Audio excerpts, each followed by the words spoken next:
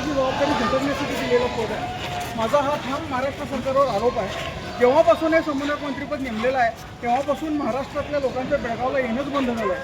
जाणून बघून एक मंत्रिपद द्यायचं आणि बेळगावाकडे दुर्लक्ष करायचं हे महाराष्ट्राचं धोरण आहे. हे गणित स्पष्ट करावं.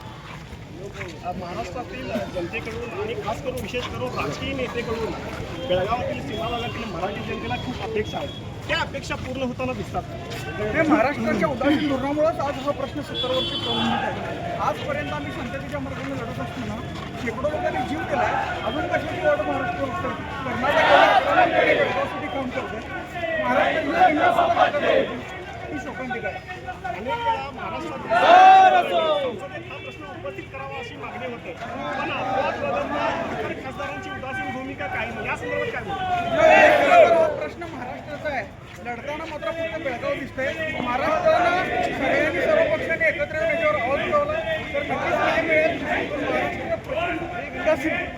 गेल्या काही दिवसात स्थानिक प्रशासनाची ही दुपट्टी भूमिका दिसून येते. कानडी